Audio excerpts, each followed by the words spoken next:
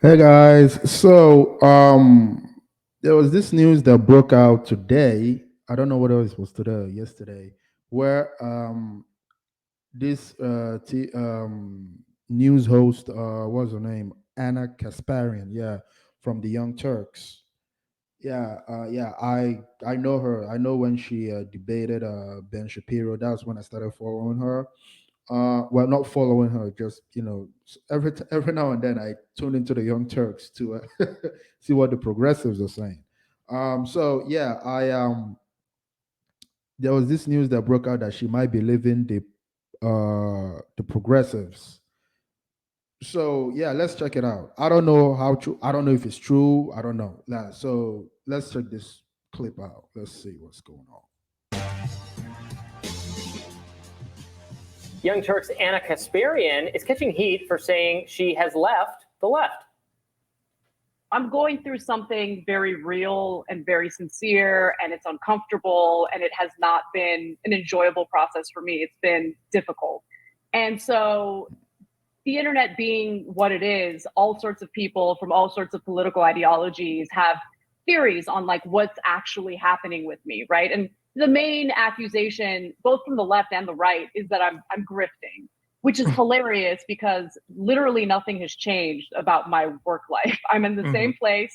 I have the same audience. The audience doesn't like some of what I have to say or some of the new conclusions I've come to. And so I wanted to kind of set the record straight about what I have personally experienced.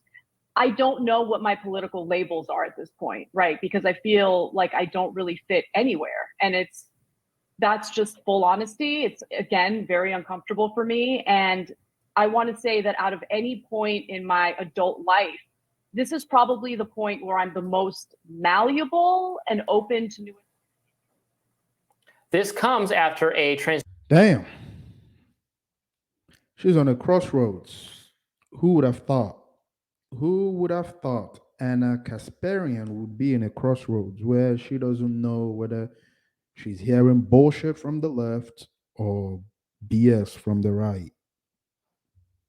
transgender producer employed by the Young Turks posted a video sharing funny. that they are leaving the network over what they say is Kasparian and co-host Cenk Uyghur's complicity in anti-LGBTQ sentiment. Friend of the show, Alayemi Olarin, weighed in on the drama. She actually popped in on a live stream of a YouTube show called The Vanguard Boys to offer her perspective as they were covering the Ana Kasparian commentary and basically expressed some frustration that despite trying to stay out of it, she recently went on a Young Turks to very patiently try to push back against some of the takes that they've had with respect to criminal justice issues. She, as a public defender, has a lot of expertise in that area and a very distinct position that was different from theirs. And she has been tried to like have constructive conversations in her view and been very cordial and polite to them. And still, she gets a lot of pushback of a less cordial nature, I think is how she would describe it. And so there was some frustration that she expressed that even though everyone has kind of gone out of their way to try to be patient with Ana Kasparian and to give her a lot of grace as a member of the community, that there is some frustration with how she's characterizing how she's being treated by the left. Whether or not you want to call it a grift or what have you. What does grift even mean at this point?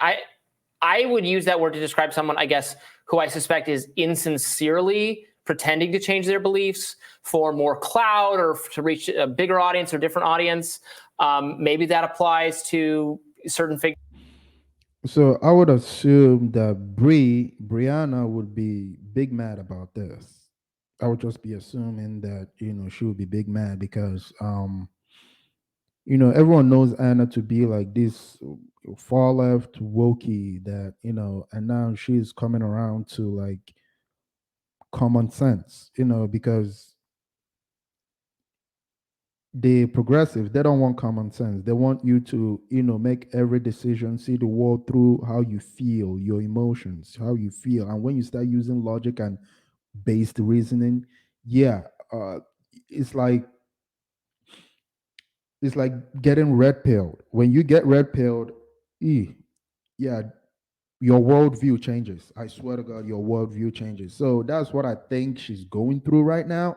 I don't know that for sure, but I remember when after that debate that she had with Ben Shapiro, she came back and did another interview with Ben Shapiro at the Daily Wire. Now, all the progressives were, oh my God, they were very angry with her. Why are you talking to Ben Shapiro? Why did you go over to Daily Wire? Why did you do it? Why did you? It was crazy. It went viral, and she was like, "I'm open to new experiences. There's no, I don't understand why people want to be in an echo chamber. It's good to talk to people that you disagree with." And I think I saw a little bit of that interview. Uh, uh, um, Ben, he wasn't aggressive. She wasn't aggressive either. It was just a cordial. They were just having a cordial a conversation, and maybe she realized that Ben Shapiro isn't this monster that everyone portrays him to be, or this horrible person that conservatives are not these horrible people that they all believe that they are. And now she's and now she's in a crossroads. That's just what I think maybe is going on here. I don't know. Figures who are ostensibly progressive, and now they still say they're progressive, but they're mostly talking about right-wing stuff, or where they happen to agree with the right wing, maybe on trans issues or COVID or something. I don't know.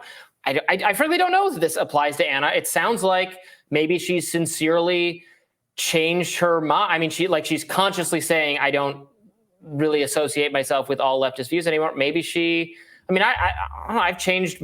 I mean, I haven't significantly changed. I don't think any of the policies I really support over the last few years, but living in a city as crime has gotten worse made me rethink, again, not like fundamentally change my outlook on criminal justice reform, but made me a little bit more inclined to go, well, maybe there's something that needs to be confronted here. It's not a grift. It's just like the experience of life. I hadn't really thought about vaccine mandates very hard for most of my life, where I would have said you should have them for schools. I'll tell you and now I've thought about it. Now I have a radically different view on it. Specifically, the argument about it being a grift is this.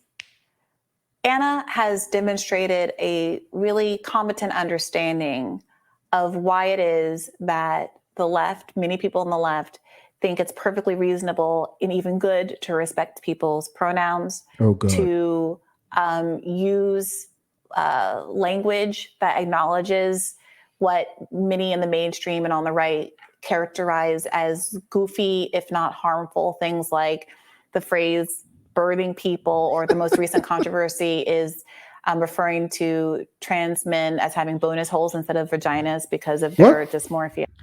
What was that again? What did she say? Bonus holes? Bonus holes.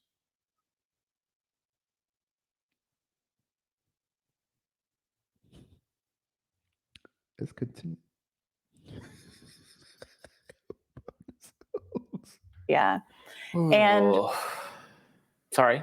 Ana in the past, and I don't know if we have this clip, has articulated very clearly why, if you want to be accommodating or kind to those people, you can think dysmorphia is mental illness and characterize it however you want. But if you acknowledge that they obviously are having some dissonance with the way they were born versus how they feel that they are in a clinical setting, using language that is enabling them to get the health care they need, it's hard for me to see why anyone would have a problem with that. And Ana Kasparian has articulated that exact belief within like the last year, arguing against conservatives who would reject that kind of language.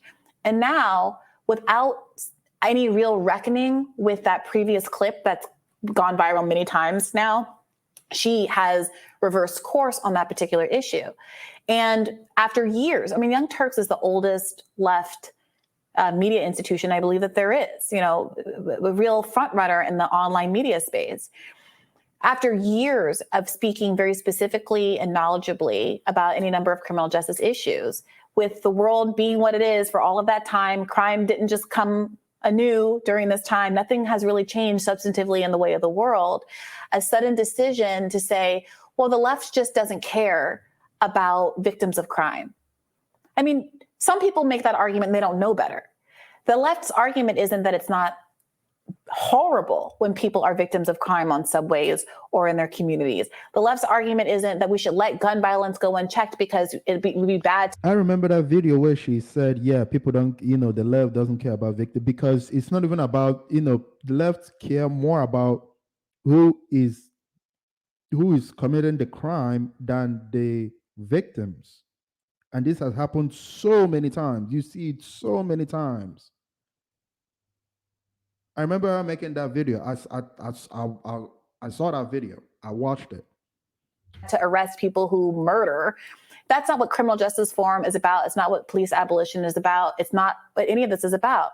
The whole question is whether or not we can lower crime rates more effectively than throwing money at police budgets has done by addressing the root causes of the crime.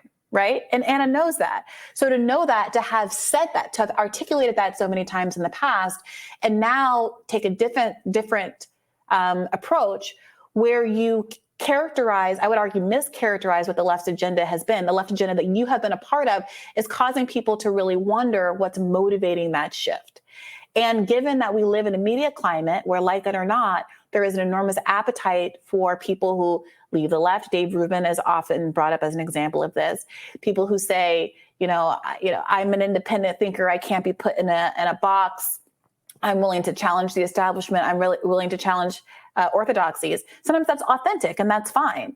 But we also have to acknowledge that there's an appetite for that. And one wonders, given some of the struggles that all online creators have dealt with, especially in like the post kind of Bernie world on the left, whether or not there is an effort to attract a bigger audience by taking on subjects that are hot topics right now, and that the left typically has been on the less sexy side of.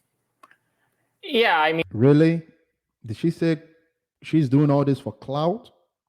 That's basically what she's saying. She wants to broaden her audience. This is business. That's what she's saying. This is all about business and clout. Jesus Christ, Brianna. Jesus. I mean, you would know that better than their medical debt and the cost of food and the exorbitant cost of education. The requests or asks coming from activists on behalf of trans issues that to use terminology that is, again, cringe but that's or something. The thing. That's Who's not, making the I'm ask? not going to, I don't want to deride people as mentally, the conservatives will say, some conservatives, Matt Walsh, I believe, are mentally deranged. That's really mean and alienating and not true. And you shouldn't diagnose people from a distance. Right. Or also, no, we'll just say whatever problem. Anyone wants, no matter how awkward that language is. But here's the problem. One UK cancer group, I think, so not our country and not indicative of the broader views even within that country, one group has a conversation about whether or not it would make trans men feel better to use terminology other than vagina when they don't identify as women. And suddenly, across the pond, Ana Kasparian, who ostensibly has all these other concerns as a leftist, is making that into a national case where she is saying, you don't refer to my vagina as a bonus hole, which nobody ever did, right? Like the whole conversation is about whether or not trans men should have that term applied to them. And this really maps on to the earlier controversy she was engaged with in the spring, where she insisted that it was disrespectful to her to be referred to as a birthing woman. I think it's fine for her to articulate that she would prefer to be called a woman and not a birthing person, or whatever she prefers to be called. Ana Kasparian, God bless, whatever she wants to be called. But it is dishonest to say that someone else who wants to be called something else is infringing on your self-identification by simply talking about their own self-identification. No, this was going mainstream where there were people. I was watching this thing in Congress where I've forgotten what her name is, was questioning this wokey professor, and she was asking this man whether he believes that, trans women are women. And, and whether it's okay to be called birthing people. So it was here. It happened here. I've heard so many times where all these wokies look at this. What's the name of this chick? She's in Congress. Oh shit, I forgot her name. That Latino woman, the crazy Latino woman. I forgot. Yeah, she calls pregnant women birthing people.